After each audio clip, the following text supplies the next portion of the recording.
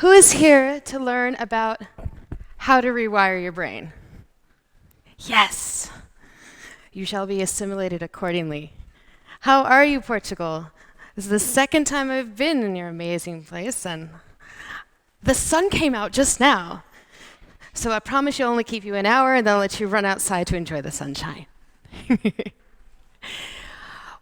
The reason that this topic is so near and dear to me is because I have, of course, because I'm talking to you about it, suffered from not feeling like I give enough as a software engineer, not like I have enough talent as a software engineer, and specifically that even if I do give enough, it was a fluke, and I probably can't repeat it. So, instead of approaching this like somebody who's been victimized by it, I decided, because, again, I'm a software engineer, I want to focus on the solution, okay? But in order to do that, I have to make sure we're on the same page. So instead of just giving you my perspective, which I will do, I'm also going to bring in the perspectives of many other people who have also experienced this, so maybe you'll identify with one of them, if not with me. And then we'll go through specifically what I found you can do with it, and then a case study I did myself with people who don't have this to kind of glean some ways that I can also handle it. So again, I'll just talk a little bit about my history, how I process this, what the scientific industry says about it, and then what we can do about it. And if you don't personally suffer from this, I hope you listen so you can help somebody on your team that does. Is that a deal? All right. Well, let me introduce myself. My name is Heather Downing, and I am also kind of known as Coraline. That has been my handle because I'm of the OG world where we had handles. We didn't go by our first names. And when people talk about what I do, usually it's that I have a technical focus. In the .NET space, I have a lot of work that I've done with APIs and in the mobile industry. Most recently, lots of IoT. I actually brought a drone with me specifically for this trip that I could not use because of the rain. But also, from the very beginning, I've only built stuff at scale.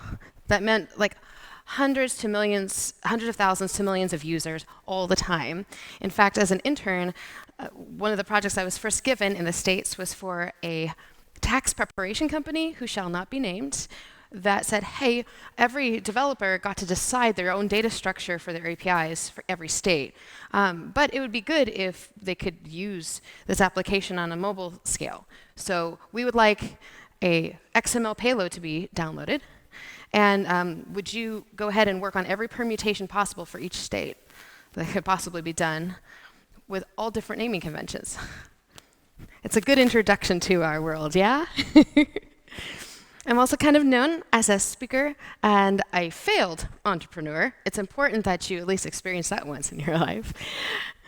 On the side, I also have a history of doing horseback archery. I'm not nearly as good as your friends in Hungary are, but it definitely taught me to be a lot braver than I was when I started, and I really enjoy it. I also, yes, sing in Elvish. I worked very hard to scrub everything from Spotify, from the internet, so that when I would have job interviews with architects, they wouldn't bring that up as the first point on my resume.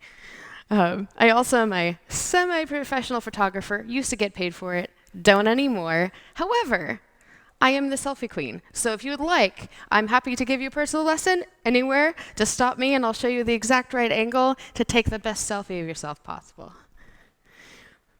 But I absolutely feel like I'm a fake. And it sounds very dramatic when I say it like that, but there is no other word to describe how I feel. Yes, there's that list of accomplishments, but let me tell you what, I feel very uncomfortable talking about them. To me, I'm just Heather. I'm just me. I'm curious. I like doing things. I like coding. It was so bad, I couldn't write my own resume. I hired a person to come in to help me write it, and so they sat down with me and did an interview and said, okay, so what have you done like for the past 10 years, 12 years? I'm like, coding.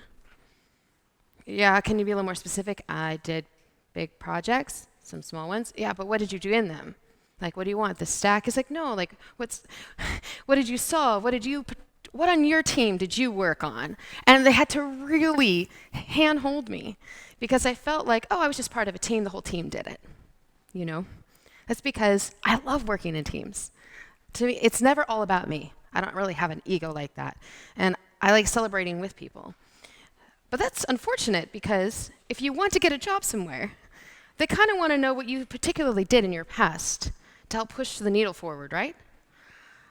But I don't feel like I did anything special. In fact, I feel like I definitely was behind in certain areas. Even though there's a bunch of pull requests and GitHub histories that shows differently, it doesn't seem to compute for my subconscious brain. Not my conscious one, my subconscious one. That means that there is a theme that's going on in my head that says, isn't it nice that these people still let you play at the sandbox, that they still let you come and code with them?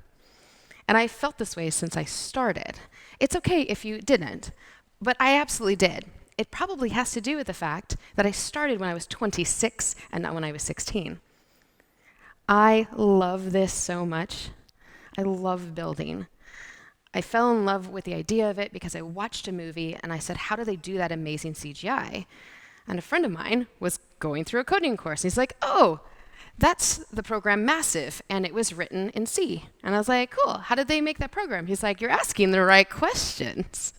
Why don't you come with me to sit in on a lecture? And I did, and I've been hooked ever since. But it took a lot later for me to get hooked, which meant I felt like I was already behind. I've had a lot of opportunity. I've done a lot of things. I've spoken on every continent in the world. And I still feel like a fake. What the heck is wrong with me? Is it just a Heather problem? Does anybody else feel like this? That's what we're going to talk about today. 70% of all people that are in our industry feel like imposters at one point or another, just for a brief moment in time. But the ones I want to talk to, and the ones I want to talk about, are the ones who have this persist regularly. We're going to start out with a definition of imposter syndrome put together by the source we all know and trust, Wikipedia. So imposter syndrome can be defined as a collection of feelings of inadequacy that persist even in the face of information that indicates the opposite is true. It is experienced internally as chronic self-doubt and feelings of intellectual fraudulence, which sounds quite illegal when you put it that way. I wanted to know a little bit more about this scientifically. I'm not very good at the woo-woo, make me feel good, sing kumbaya, and do, lots of religious stuff because that's who I am. So I wanted to know, how do I fix this problem if I don't feel like just going towards a belief system? How do I fix this way of thinking? Can I fix it? Is it an actual medical condition? Is it a mental condition? What is it? What I did is I looked up the earliest scientific study I could find that identified this as an issue. They followed a group of women around the Georgia State University campus back in 1978. And they found that people who were straight-A students, who were very successful even later in life, that some of these people were so talented and so aware of the things that they didn't know yet that they talked themselves out of feeling like they were experts at all, like they actually knew anything, because they didn't want to have the responsibility of saying that they knew. So they continued to believe that they actually weren't very smart, they were just lucky. By the way, luck is real, it's true. I'm just fortunate I ran into the right person at this event. Maybe you ran into somebody over lunch you've never met before, and you never know if that luck will turn into an opportunity later to work together, or to work on a project, or talk on a podcast. Luck is real, but we're talking about the work necessary to put in to make the luck turn into a realized opportunity, okay? And these women, pretty much universally within that group, thought that they just really actually weren't that smart. Because for imposters, success does not mean happiness, and that is the difference here, okay? Because we often experience fear, stress, self-doubt, and feel uncomfortable with our achievements. Very true. Don't worry, I'm not going to make you raise your hand anymore after the first time. But I will ask you to consider if this is something that you've really struggled with, is that you reach this goal and you feel a sense of relief for maybe 2 seconds. And then you worry about the next task you have to do. I'm sure it's the same when you're a parent. Yay, we did this thing. Oh gosh, we got to do the next thing. Except you can't even really, truly celebrate that moment. So it doesn't feel like it's real because you never let it sit with you. Therefore, it isn't real eventually. Your subconscious brain does really interesting things with this, even though factually you did a thing that others could corroborate. So these imposter fears are different than just normal doubt because they interfere with your ability to accept and enjoy abilities, achievements, and they have a negative impact on your psychological well-being and the future of the careers that these women had. Because when they are faced with an achievement-related task, imposters often experience uncontrollable anxiety due to the fear of failure. Yes, it would be lovely to say that we should absolutely have our projects and our teams set up to where we have no fear of failure. We should just be able to iterate. We should just be able to try things. But that's not real, is it? Because Sebastian over there never makes a mistake and always turns in his PRs 2 days before everybody else. So it's hard. Now you feel this pressure to not fail because they're not failing. It's like an unconscious bias towards failure that we have. Failure is looked at as like the end-all be-all doomsday scenario, even when it is small. It doesn't help when you have a manager that basically says, hey, we need to get this out. Hey, we're really relying on you. That pressure does not help the situation. But we still need to build things, right? We still have a deadline always. So how do you handle this? Well, I decided to dig in just a little bit more about something that goes along with the imposter phenomenon, which is burnout. I am currently experiencing burnout in my career. It's interesting to go through this after I've had lots of success and realize that everybody has different thresholds of how much they can do before they need a break. But in our industry, we go really fast and we feel pressure to make sure we keep up with the latest thing. And I was doing that many excessive hours to normal. And because I was just really curious and I was excited about it, but also I wasn't monitoring my own mental state to give myself a break and to give myself a relief from it. So because I felt burnout and emotional exhaustion, then I wasn't really motivated to continue building on the latest and greatest version of a framework and to do more proof of concepts. I just feel like I wasn't actually achieving anything, and then I felt guilt about not doing it because I've been given so many opportunities, and you see, now this is a cycle. So now, even though I have done all these things previously, it's like they didn't exist because now I'm just not worth anything anymore, right? Because now I'm not actually valuable to the company, to the team members, to myself, to my community. Now it's a cycle. And with my rudimentary drawing skills, I drew you what I think this cycle kind of looks like. So the way that I'm going to tell this is in a tale. Let's pretend for a second that you were given a task to do something that you've never done before. For me, it would be like, hey, I want you to build something in React because I spend more time in backend and I haven't done as much front-end development.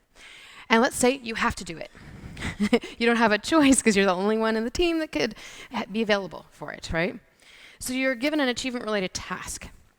And immediately, you have anxiety about the fact that you have not done it before. And you don't know that you can rely on yourself to do this new thing within a time frame. It doesn't mean that you're not smart. It just means you're not sure if you can deliver right away.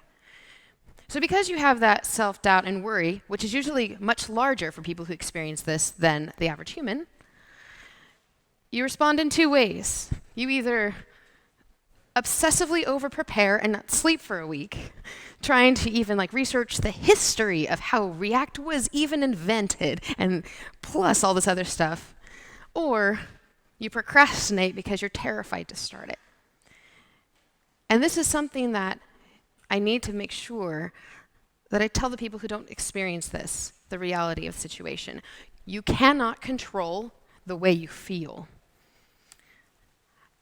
Procrastination happens because you just can't face the task, whatever that task is. For some people, it's just getting out of bed. For me, as a software engineer, it's, oh my God, if I even look at this, I'm going to feel even worse than I do now, because I will not understand what the heck is going on with promises and everything going on. Like, I feel like I'm not going to do this right. So if you procrastinate, but because you're talented, right? Because all of you are here. You are in the top 5% of developers, I've decided, who came to NDC Porto. You procrastinated, but because you're talented and you understand how to think about things like a developer, let's say you actually end up shipping that code. Congratulations, you shipped it. Or you prepared so much and you did so much work, yes, you absolutely delivered it on no sleep. That's what you got. And because you are honest about your history of experience with this framework, your manager is impressed, saying, hey, you didn't even know anything about this and you delivered it. Great job, you are awesome. So you get that momentary feeling of relief. You're like, oh God, all right, I still have a job, I delivered this, hooray. And you get that positive feedback. But if you over-prepared, you're going to say, well, anybody could have done this. A monkey could have done this because if they stayed up for 90 hours a week doing this, then that's just the huge amount of effort that was put in was not special to you. Or if you procrastinated and you still managed to eke it out, you'll say, I just got lucky and I happened to stumble upon the answer. Which means you discount the positive feedback either way. Which means you feel like you really don't belong here. You just eked it out. You just barely made it, which just kind of reinforces this cycle and fear of the next achievement-related task you have. You see what's going on here?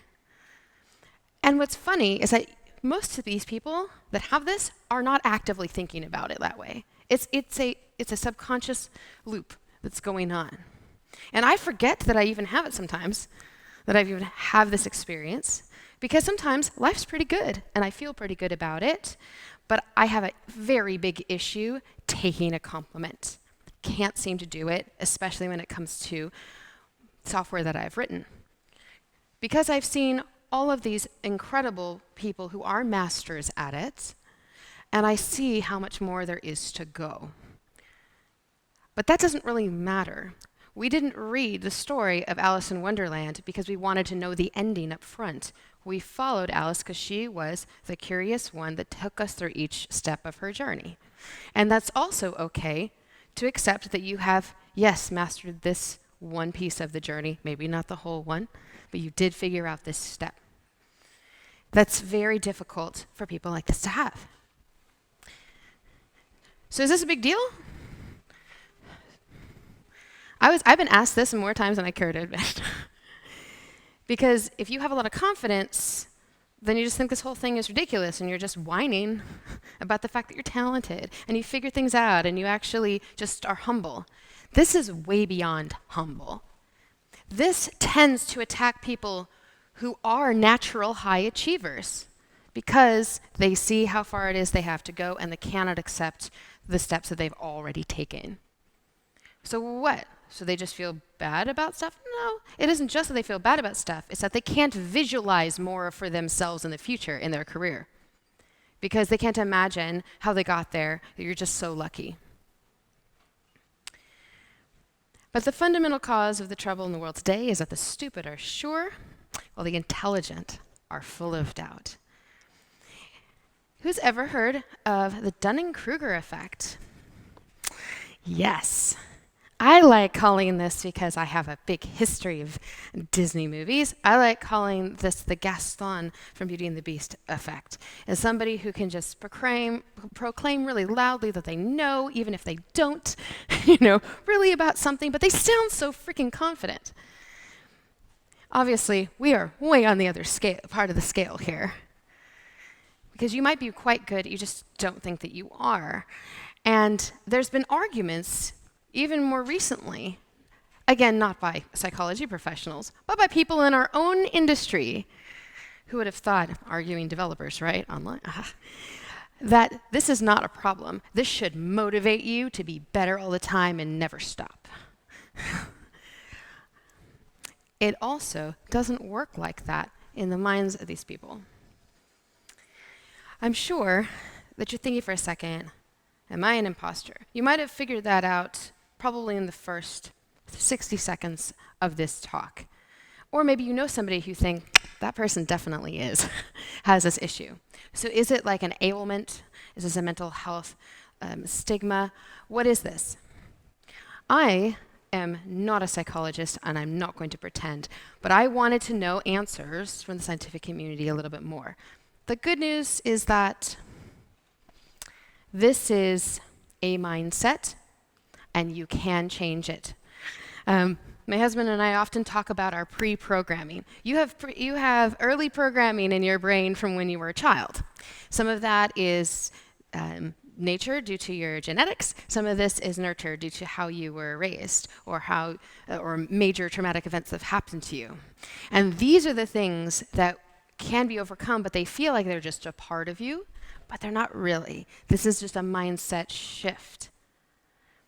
So when you say, am I an imposter? It's not a label you need to take on. It's just a frame of mind that you should try to escape, and there's a lot of ways you can. So to answer the question, if you often feel like a fake and you attribute your success to luck and you discount your level of success, when you're reflecting on it, probably yes. Now, there's different levels, of course. Like maybe it's just you have a mild case of it, like a mild flu. You might have a mild case of it, and it may only happen right now, and it may not happen later. It may be for here and there. But it's important for you to notice when it happens and call it out for others. So who is affected by this? Even though the study I shared with you followed women, it was just the first one. And then I was looking much deeper into this online like you do. And down my Google rabbit hole, I found a TED Talk by a wonderful teacher. Her name is Amy Cuddy. She's written fantastic books. And she specifically was talking about how to get yourself confident on stage. One of my favorite things that she taught me, and I still do right before every time I go on the stage now, is that if you feel very small and you don't feel confident, you need to physically make yourself feel big, like put your hands in the air or put your hands on your hips like Superman. And it sounds silly, but what you've done is that you told your body that you are confident, and your body says, "Hey, mind, we are confident," and gives you the good chemicals to your brain. At the end of her talk, though, she did go into imposter syndrome and what it feels like to have it, and how this might be one tool in the toolbox to feel more confident as you're going forward in your career. And what she found, anecdotally, but still, was that 50% of the people who came up to her afterwards to say they absolutely had this were men. They were not women. Well, I should say in addition, but it's interesting that it wasn't a big sway one way or the other. We can all feel like this. So there are lots of credible people that have this. I'm going to go through this really quickly so I can get to some better stories. But I wanted to know, as I was researching, who did I feel was somebody that I had a lot of respect for, but clearly suffered from this. Dr. Margaret Chan was definitely one of them. She was the leader of, and may still be, the leader of the World Health Organization. Has given a whole lot to the world and still feels like she has no business being there. Albert Einstein. I think this is one of my favorite quotes ever. I feel compelled to think of myself as an involuntary swindler. What about celebrities? These are people lots of us know, right? Mike Myers is one of my favorite comedians. And I love this quote because I have also felt this way, also as a singer before I even got into tech. The best advice I've ever received is no one else knows what they're doing either. Yes, it is very obvious to me that even just a few years ago, our own governments didn't know what to do about COVID, and all they could really do was the best they could do. And we can agree or disagree, but still, I think it gave me a little bit more confidence that it's better to try than feel like you know everything, to try with the best amount of knowledge that you have. I still doubt myself every single day. What people believe is my self-confidence is actually my reaction to fear. His story is really interesting. Will Smith was getting ready to do the first season of The Fresh Prince of Bel-Air, which is a television show many years ago. And this was going to be an introductory role for him. So nobody had really ever worked with him. He had to prove himself. And because of this, he was so nervous. He didn't know what to do with all the energy inside of his body. So he would play pranks on everybody on the set. He would put whoopee cushions places, put paint on door handles. He would hide hats from the prop master because he didn't know how to handle the fear. And instead, everybody thought that he was just this confident prankster, when really this is the only thing he could do with all that energy. Years later, people would say that he's so much more calm and confident now than he used to be. Still funny, but it was interesting how just because you think somebody is being a certain way doesn't mean that you understand their motivation to be that way. So there are some authors that I have also followed that I found interesting that they too address this issue. Stephen Pressfield has written a wonderful book called The War of Art. As developers, we are both left and right-brained. I would argue we're even more right-brained. We're quite creative. We have to come up with solutions, right? And he talks about what it's like to have writer's block. You can have it as a developer too, when we're just not really sure what to do next. So we tend to copy someone else or not really be able to make the next step because you have a fear of the decision being incorrect for your scenario, right? And I love this quote from his book because it addresses writers, but also developers, how they can practice overcoming these moments where you are really stalled out for your brilliancy, right? The counterfeit innovator is wildly self-confident and the real one is scared to death. Neil Gaiman, who's a very famous artist of mine, that is probably my favorite artist of all time, says that the first problem of any kind of even limited success is the unshakable conviction that you're getting away with something, and any moment now they'll discover you. Even Maya Angelou has suffered from this, celebrated author. And even she also felt the pressure of success. Because once you've succeeded at something, there's an expectation you're always going to hit this bar. My friend Lila today said something to me I think I'll take with me for the rest of my life. She says, in the world, even the most brilliant of plant, of flower, cannot bloom all year long, all the time. There has to be a time where it rests, and then there's another spring season for it. How do we feel as developers that we can sustain this very high bar? And I'm not talking about just delivering your code. I'm talking about being absolutely brilliant, being the one people go to for architecture, being the one to go to for massive scale issues and your Friday deployments that go awry. At some point in time, you're going to need a winter season to reset yourself. You are allowed to go back into your pod and then come out at another season. Which brings me to who in tech also experiences this. You may know some of these folks. Sheryl Sandberg is no longer at Facebook, but it's interesting that as successful as she was, she absolutely felt like she wasn't sure she should have been there. Most intelligence comes from failure. I love that Richard put this quote together for me. I feel like a phony sometimes. Sometimes I joke, hey, it's a good day, my badge still works. Or I answer, how are you with, I'm still working. Is this healthy concern or a logical doubt? The way that I like to think about it is also going to be another quote for you. Humility is not thinking less of yourself, but thinking of yourself less. It doesn't have to be all about you, but you also don't have to think that you are at the bottom of the barrel as a human, as a developer. So, if you feel humbled and stunned by the world around you, then it's a sign you should embrace what you don't know. The way that I like to phrase it is, if you are really unsure about something, run towards it. I run towards things that scare me. For me, it could have been something that is not even related to our career, like I have a fear of water, okay? But I really, really, really wanted to be able to go snorkeling at the Great Barrier Reef when I went to Australia for the first time.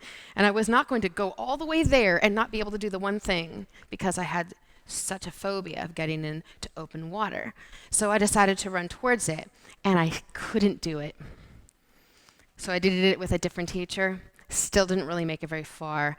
And then I found the one teacher that really changed my mindset about it, and I was able to eventually snorkel and see the Great Barrier Reef. But I don't feel like I'm special. I feel like anybody could do that if they had the right teacher or the right guidance. I'm sure you probably had a teacher at one point in your life. It could be someone online you follow now, or it could be when you were a child that just had that passion and it was infectious. They were so excited about science or math or music or art, something like that.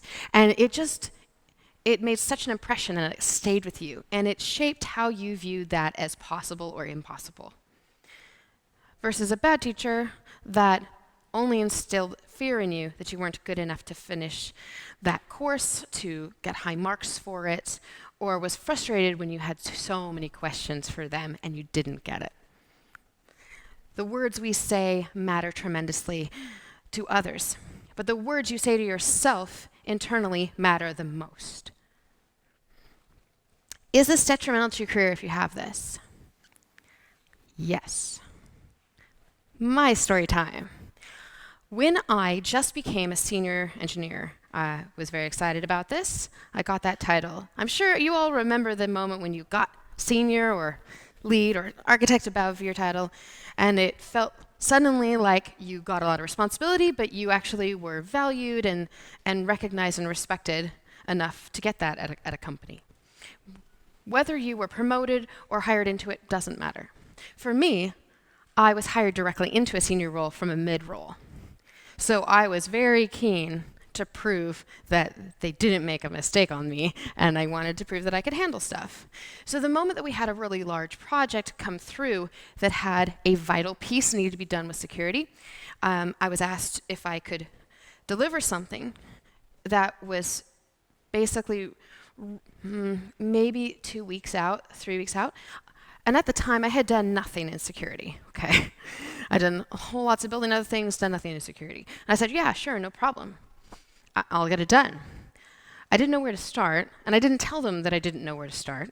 So, because I got to prove myself. I just got hired at this company. It's important. So I did my due diligence, started looking into it, started getting overwhelmed about how much there was. There were so many opinions about the way you should approach putting security in this particular type of app, how you do it at scale, how you do it with multiple users, etc. I, at one point, just needed to take a break, and I just didn't pick it up again. So I procrastinated. Procrastinated so much that I realized a few days before the deadline that it was due that I hadn't really even gotten much done. So I stayed up really late, started researching tons, and then my manager just kind of tapped on my shoulder a little bit and said, hey, is everything on track for delivering that PR for tomorrow? And I said, yeah, I think I should be able to do that, but just a couple quick questions. Do you happen to know what this error code is or that error code is? And he looked at me, and he looked at my code and said, there's 2 lines of code here. What do you mean? Is this as far as you got? And I'm like, well, I mean, this is just a proof of concept. I'm just trying to work things through.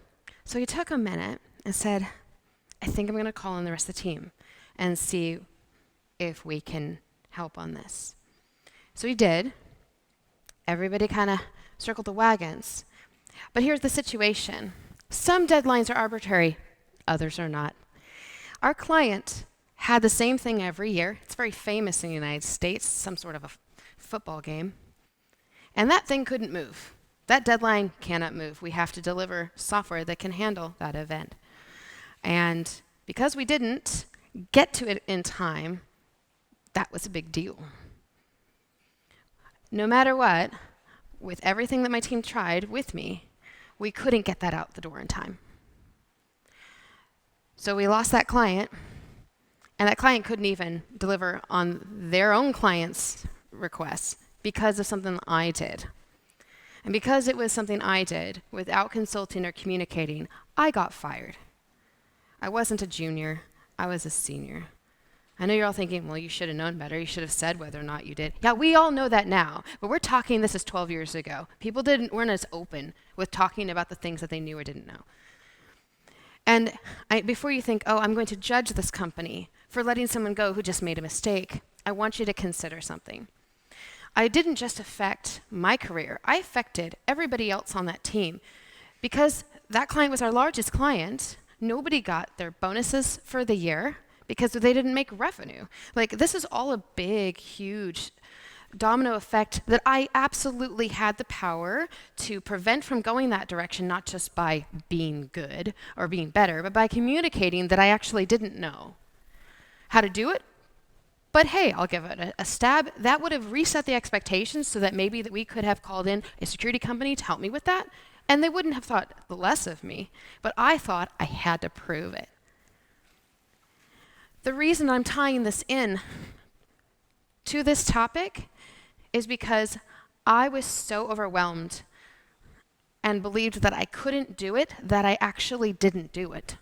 Do you see what I mean? You can talk yourself out of actually succeeding at this career by telling yourself you are a shit developer and you're not going to figure this out. Please don't do that. Good news is, I did get hired again by another company. My favorite question is always, well, let me know what one of your strengths are and one of your weaknesses are. And I had to be honest, and I said, I was terrible at procrastinating when I wasn't sure what to do. But what I do about it now is I communicate immediately whether or not it's in my wheelhouse and whether or not I believe it can be. You're not born coding, give yourself a break. Tech is changing super fast. You're not expected to know it all. You're just expected to be a detective to figure it out and report as you go. Please don't hold it all in until the last minute. Because fear can utterly dominate our behavior. It stops us thinking, helping, learning, discovering, and sharing all the things that we need in abundance because fear is the mind killer. It's been a while since this happened, but I remember it so acutely that I'm just not afraid to say what I don't know. That's great. That keeps me humble. But I realize that now the fear shifted to being afraid to say what I do know. I do know a lot of things, but my long-term to short-term memory has this buffer that just keeps getting pretty slow. So sometimes I forget that I have all this history of architecture in my head, and I feel like I have to relearn it. But that's just me. You don't realize how much knowledge you might actually have in your head until somebody asks a question about a project that your brain goes, oh, I had that experience 9 years ago, 4 years ago, that yesterday. And you actually do have something to bring to the conversation, you have something to bring to the architecture. But you wouldn't know it because you're too afraid to acknowledge that that is inside of you, that is in your brain. So what is the true meaning of fake it till you make it? I greatly dislike this phrase. I don't believe in the phrase, fake it till you make it. I believe that you fake it until you become it. I don't think you can make it and still not be real. I don't think that works that way. For example, I don't know Portuguese at all, but I bet you if you put me in a house with people that only spoke Portuguese to me for 6 months, I would start to pick up things here and there. Okay? And then over time, it's not that I'm pretending to speak Portuguese. Eventually, I would actually speak some probably bad Portuguese. Because I would slowly become somebody who, by being surrounded by it, would start to understand the communication, just like what Eli was talking about in our keynote. You can become this even if you don't feel like you are right now. You just need to immerse yourself in that world. And eventually, you don't just make it, you also become somebody that belongs in that group. In our case, you are someone who belongs in tech. Did you know that you belong in tech? I'm sure you did. Maybe you didn't, though. What about you? I never feel like I belong here. I feel like I'm here by the graces of everybody. But luckily for me, I have a good group of friends in tech who remind me that I do, and I do have value. Every one of us are in various stages of not knowing what we are doing. So, how do we deal with this situation? If you were to ask me, maybe a few years ago, I would say, just be really confident that you're not sure yet, but you will figure it out. That you will be curious enough and persistent enough to figure it out. And interpret fear as excitement. So instead of saying, I'm so nervous to come up here and talk to you today, I would say, I'm really excited to come and talk to you today. That's the reason I'm shaking. Because it's good to know what you don't know. And I know it's very cliche, but I had to say it. Don't compare yourself to other people. As a society, we will anyway, because we need to know where we stand in the ranks. But it's really important to not compare.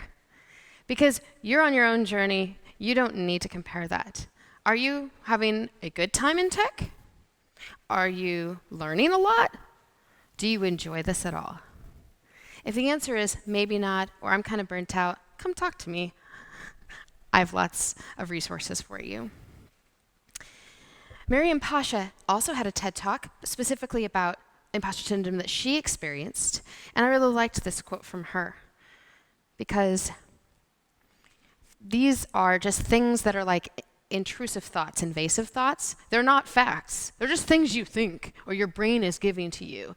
They're not real. The story you're telling yourself about your competence or incompetence is all invented. Or put much more basically and succinctly by Mr. Henry Ford, whether you think you can or you think you can't, you're right. That's what happened to me, right? I basically was like, I don't know if I can deliver this like security piece, and I totally just didn't deliver that security piece. Don't talk yourself out of success. So is it even possible to overcome this, or is this going to be a lifelong chronic thing? Overcoming this involves changing a person's mindset about your own abilities. So imposters feel like they do not belong. So acknowledging their expertise as their friend, as their colleague, as their mentor, as their manager is very key. As is reminding yourself that you earned your place in your academic or professional environment. Okay? So instead of comparing yourself to others, start measuring your own achievements. When you started this, how much knowledge did you have, and where have you grown? If you feel like you truly have stalled out because you haven't learned anything new in a long time or you haven't been challenged properly, maybe that is a sign for you to pivot and do the next thing. Similar to perfectionists, people with imposterism often will put a lot of pressure on themselves to complete every task flawlessly. They fear that any mistake will reveal to others that they are not good enough or smart enough for the job. So the answer is yes, it is possible to overcome this, but it may come in waves. I was very concerned that I just didn't jump on the AI train fast enough. Anybody else feel this? I was like, oh, it's just another one of these things. There's so many things that come out. How are we supposed to know which one is gonna hit? I was early to the voice thing. I thought everybody would be talking to their voice assistants every day, all the time, building projects and doing things, and that's not happening. I mean, I still have Alexa, and I still use her to go to sleep at night, but that's not really what I thought when I jumped into the tech behind it. So here I was thinking, AI is nothing, whatever. And maybe, in some ways, it is nothing, but nobody can deny now that it has fundamentally changed the way that we will work, now and in the future. So I felt like, I've missed the boat, I've missed the train. So maybe I'm just not really good enough at this to detect when a tech, when a tech trend is legitimate, is something that we have to hold on to. But what good does that do me to sit here and go, man, you should have gone on this. You're just not fast enough. What's going on? Does that really help? No, it doesn't. It just prevents the world from getting another person that actually will try. And then it just puts me in a passenger seat and not the driver's seat for my own career. So I wanted to know, what about all those of you who don't have any issue with this? I finally decided to sit down with some people I worked with at a company many years ago and said, I want to do a case study. I want to know how you handle these scenarios that I struggle with differently because your brain has a different mindset. So what is that? I have 4 people that I interviewed, Karen, Brad, Heather, and Preston. And we have somebody from, so let's see, Karen was a DBA and lots of data. Brad was project manager, Heather did SEO, and Preston also did a lot of agile work. So I asked them, how do you approach having to deliver something you've never done before? Karen's suggestion was, get with someone who does know, even if they don't work at your company. Collaborate with others for known stumbling blocks and be honest about what value you think you can provide. Well, that seems really reasonable. I feel like Brad's answer was easier said than done for me as a dev, but okay. Ask for appropriate discovery time and pad your estimates. Well, I always underestimate how long something's going to take, so that is something that you need to really pay attention to.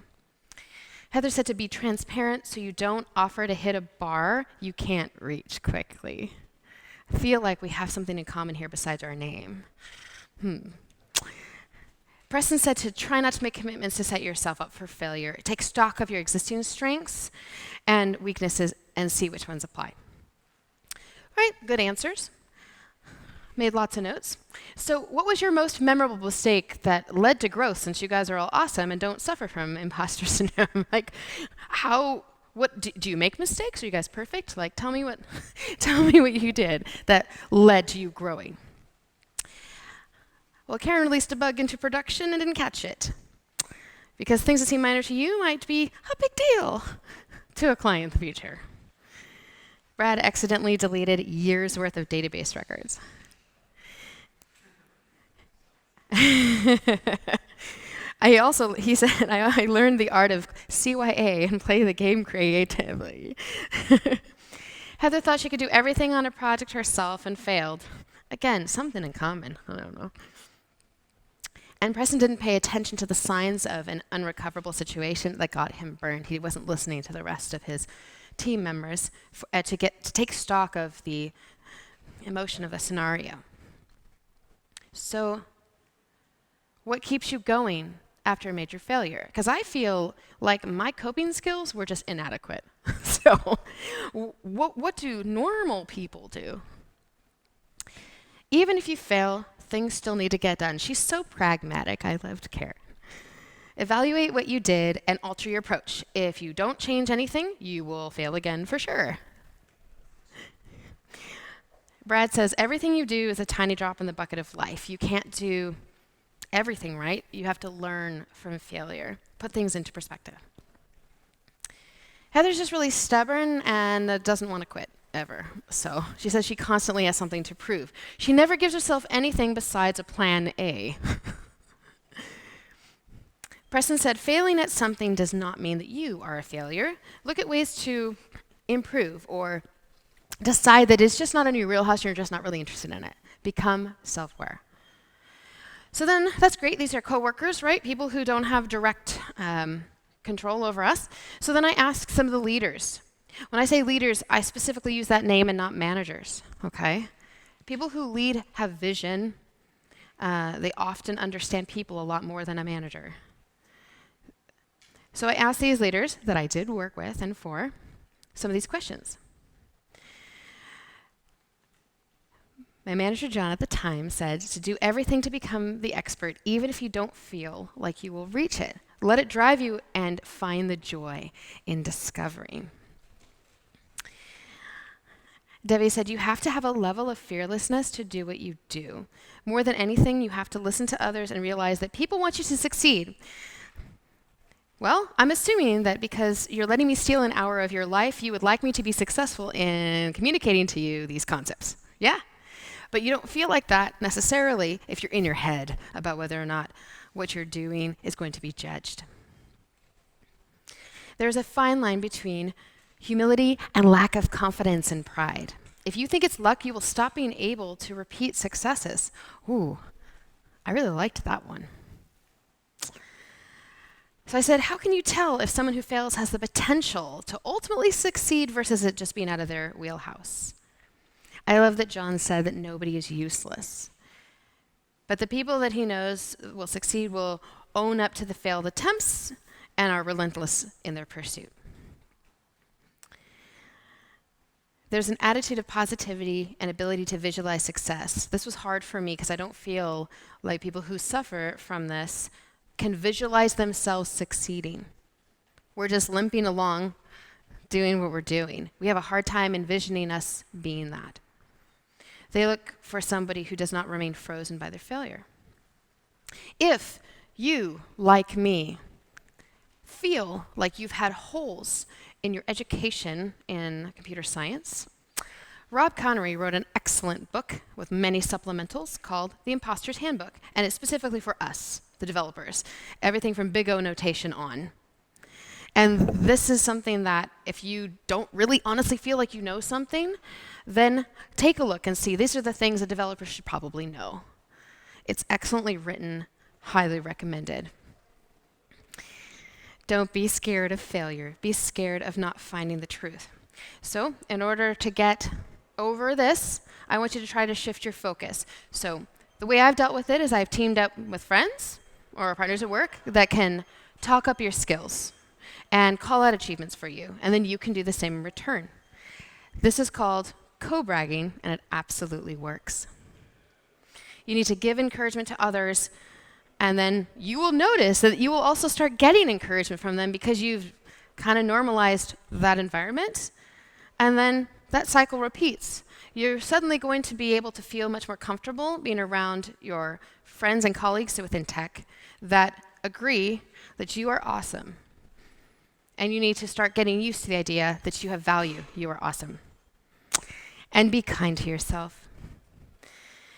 Luck only gets you so far, but remember, you grabbed the opportunity you were given and you did something with it. Only you can take credit for that. I know it's hard to hear, but you are not an imposter for trying something and that might not work. You are totally the hero. Heroes don't do things because they have the courage to do it. They can sometimes just do things when they are totally afraid and they push forward regardless. You've already done that. You are already fantastic developers. This is not about how to get better at being a dev. This is about how to get better at being a human in the world of tech, because that's what we have to deal with. Our algorithms are the hardest to crack. Just to recap, discover how to be self-aware and recognize these emotions to separate them from fact. Update your view of failure as an intense growth opportunity.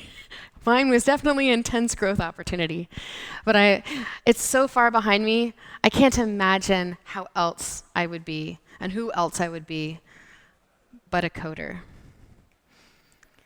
Fake it until you become it and pay it forward. I will close with just these two quotes to have you really think about. You don't have to attain perfection or mastery to be worthy of the success that you have achieved. Congratulations on being a high achiever. It's hard to accept, but you are awesome. So please share that with the world. Don't hold back. Don't suppress it. Give yourself permission to fail. And when you get up off the ground after your failure and you build something cool, I want to be the first to hear about it. Thank you for joining me today. Cheers.